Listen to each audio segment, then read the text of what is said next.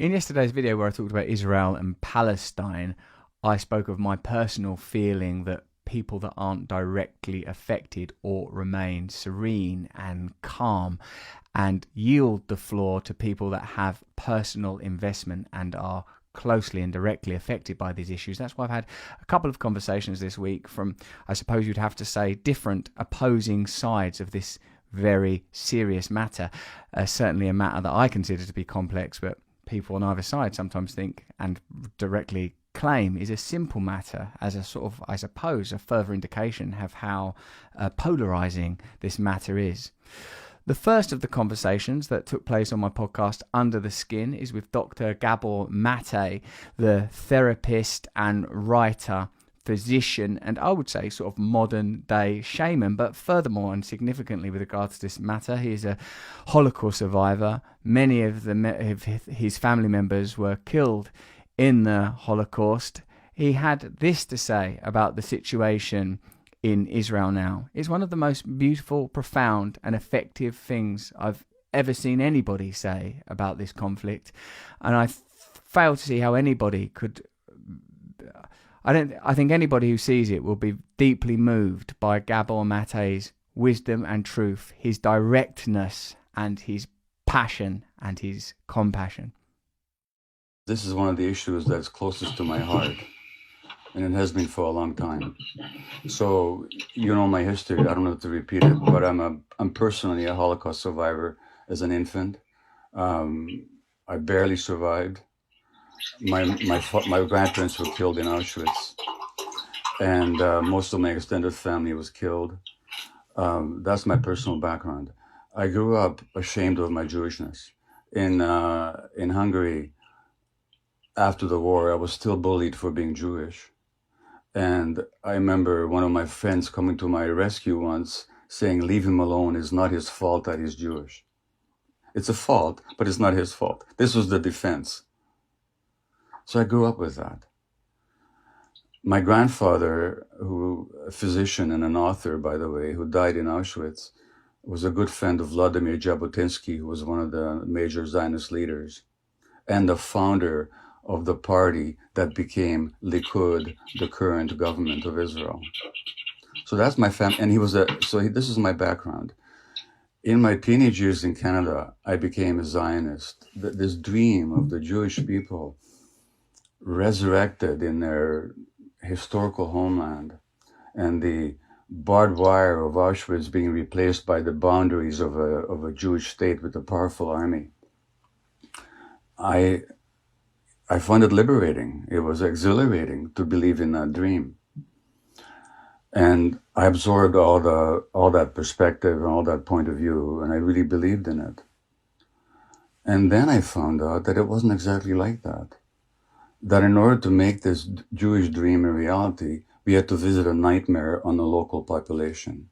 You couldn't, there was a Zionist slogan called a land without a people for a people without a land. But there was no there was no land without a people. There was people living there who'd been living there for hundreds and years or even longer. As a matter of fact, if you want to hear something really interesting, and David Ben-Gurion, who was the first prime minister of Israel, actually subscribed to this. He said this, who are the Palestinians? Because the Jews in Roman times all of them never left Palestine. Many of them stayed there. And some of them, hundreds of years later, converted to Islam. So guess who the Palestinians are?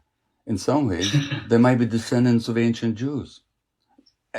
They are cousins, to say the least, no matter how you look at it. And and there's no way you could have ever created a Jewish state without oppressing and expelling the local population, which is what they did in 1947, beginning in 1947, and first of all with British Empire protection, but they did this. And then in 1948, Jewish Israeli historians, have shown without a doubt that the expulsion of the Palestinians was persistent, it was pervasive, it was cruel, it was murderous, and with deliberate attempt. So that's what's called the Nakba in Arabic, the disaster or the catastrophe. Now in Canada, there's a law that you cannot deny the Holocaust. I don't believe in such laws, by the way. But in Israel, you're not allowed to mention the Nakba, even though it was at the very basis of the foundation of the state. So once I became aware of all this, I was, okay, well, yeah, we created this beautiful dream, but we imposed a nightmare on somebody else. And then I visited the occupied territories, Russell, during the first Intifada. I cried every day for 2 weeks at what I saw. The brutality of the occupation, the petty harassment, the murderousness of it, the burning down of Palestinian or cutting down of Palestinian olive groves, the denial of water rights, the humiliations. And this went on, and it's much worse now than it was then. So this is the background. And it couldn't have been in any other way.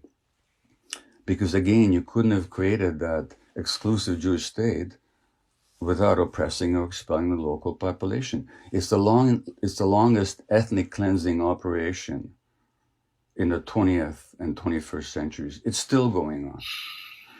And who are these people in Gaza? Now you have to go to Gaza. You have to go there to really appreciate it. It's a small area where there are these multiple hundreds of thousands of people. Who are those people? The direct children or grandchildren of the people that are expressed from Israel, or what is now Israel. Now here's the outrage. And I'd like your Zionist friend in the States to tell me this. I, as a Jew, I could land in Tel Aviv tomorrow and demand citizenship under the law of the right of return. But my Palestinian friend in Vancouver, Hana Kawas, who was born in Jerusalem, can't even visit. Now, if I have the right of return after 2,000 years, if that history is even the way it is, which is itself questionable, but let's assume that it is. If I have the right of return after 2,000 years, how come Hana hasn't got the right to return after 70 years? So what sense does it? Now, so who is Gaza? This desperate, blockaded, let me stop again. Am I talking too long about this? I'm sorry. This is so important to me, and I know so much about it that I don't even know where to stop. No, carry on, Gabor, please. So then you have these miserable people packed into this horrible, people call it the world's largest outdoor prison, which is what it is. Incredible poverty, 50% unemployment. Now Hamas is an Islamic organization that was originally encouraged by Israel and supported by Israel as a counterweight to the secular Palestine Liberation Organization, which Israel didn't want to deal with. And given those conditions, of course people will go for extremist leadership. That's what people do when they're miserable and hopeless and deprived of any possibility whatsoever. You don't have to support Hamas policies to stand up for Palestinian rights. That's a complete falsity. But there were free elections in Gaza, monitored by international community. They were declared to be the freest elections ever held in the Arab world. And Hamas happened to win. And when Hamas won that election, Israel and the United States immediately organized a military coup against them, which Hamas defeated, for which the punishment was this blockade that deprives Hamas of, not Hamas, but Gaza, of food, of medical supplies, of sufficient water. I could go on and on and on and on. And then you have this conflict. And then every time there's a conflict, Israel mows the lawn. That's the expression they use. You know what they call it? They call it mowing the lawn. by which they mean the mass murder of Palestinian civilians. Now, is it true that the Gazans shoot rockets into Israel, killing innocent civilians? Yes, it is. Do I support that? No, I don't. But when it comes to the death of innocent civilians, Israel killed 20,000 Lebanese civilians in 1982 using illegal weapons like cluster bombs in a war that had no justification whatsoever. I could go on and on and on and on, except I'll say that the disproportion of power and responsibility and oppression is so markedly on one side that if you take the worst thing you can say about Hamas, multiplied by 1,000 times, and it still will not meet the Israeli repression and killing and dispossession of Palestinians. Now, that's my view of it. Now, as to this argument that we're not a practicing Jew, your friend can come and visit my family where we have Passover every year with our families. And we talk about how the liberation of the Jews from Egypt cannot just be a Jewish symbol. It has to be an international symbol. If after 2,000 years, we can look for liberation and freedom, why can't the Palestinians? So, for him to confuse Zionism with Judaism is a big disservice. And to argue, because it's not true, and because there were Jews all along, right from the beginning. You know, there was a Hebrew, a Jewish philosopher and writer called Ahad Ha'am, who in 1895 said that if we continue to treat the Arabs like this, he says, we're going to have disaster. He said it's in 1895. So there was Jews all along. So for him to conflate Judaism and Jewishness with Zionism is absolutely false. And for him to say that Jews who oppose Israel are not Jews is a slander. And for him to say that anybody who criticizes Israel is an anti-Semite is simply an egregious attempt to intimidate good non-Jews who are willing to stand up for what is true. And as for the final argument, that Israel is subjected to standards that other people are not, it's the other way around. It's the other way around. If you look at the Western press, when Hong Kong demonstrators throw stones at the police in Hong Kong, that's considered to be heroism in the American press. When in Myanmar, the demonstrators throw slingshots at the army, at the oppressive army, they're considered to be heroes in the Western press. When Palestinian kids throw stones at the Israeli soldiers, they're called terrorists. And Israel gets away with a lot more without much less criticism in the Western press than any other country. I'll say one more thing.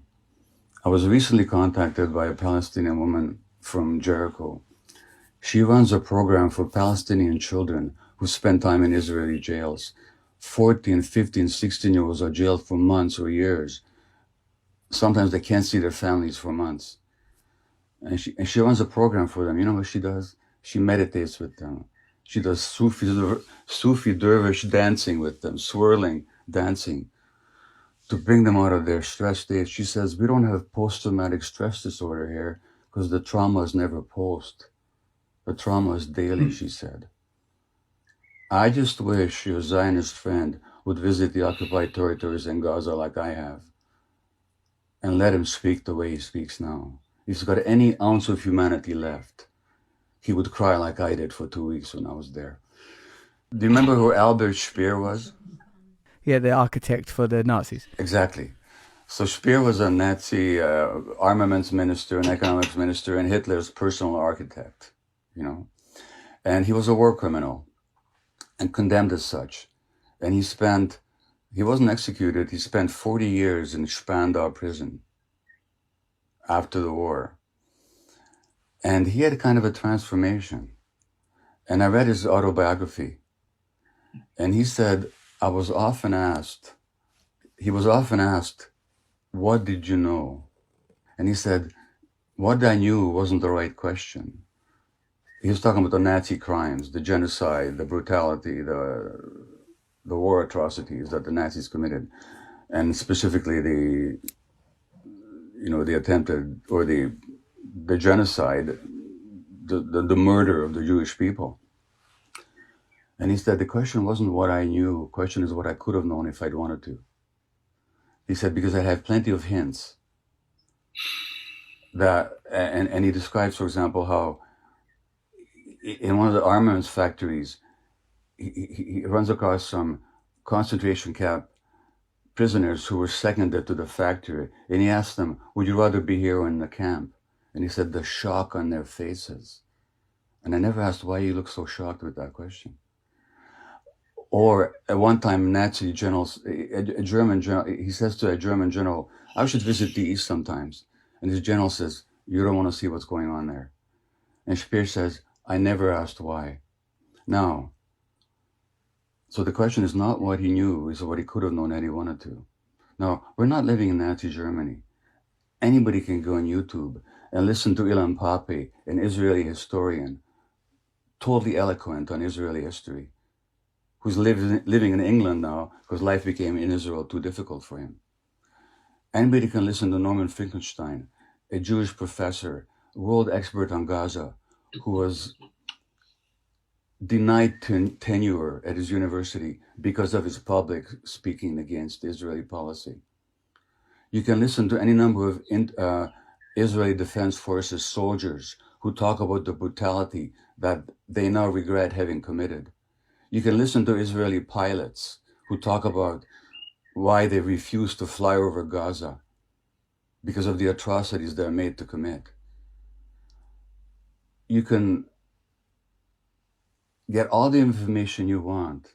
So if anybody these days doesn't know, it's not because the information is not available. It's not what you know, it's what you could know if you wanted to find out. Now, I can understand the warmth that Jews have for Israel. I used to be in that same camp. I can understand, after the horrors of the Nazi genocide, how we desperately want some protection. I can understand all that. But none of that excuses what we're doing. And none of that excuses not knowing truth and this deliberate attempt to silence anybody who speaks, Jewish or non-Jewish. And that's, Russell, you know what? There are no two sides. I mean, it's always a complex question, but in terms of power and control, and it's pretty straightforward. There was a land with the people living there, and other people wanted it. They took it over, and they continue to take it over, and they continue to discriminate against, oppress, and dispossess that other people.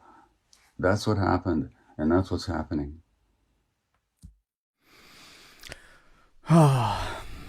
Gabor, you magnificent man.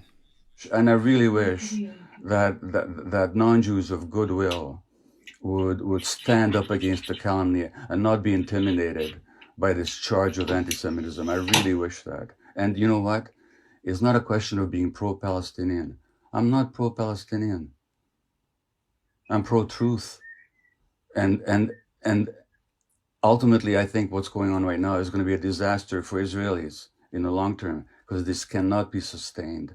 It cannot be sustained. And so I think, and there's a lot of good people in Israel who feel exactly the same way that I do. So it's not a question of being pro-Palestinian. It's a question of, are you in favor of justice and liberty and freedom and truth, or are you not?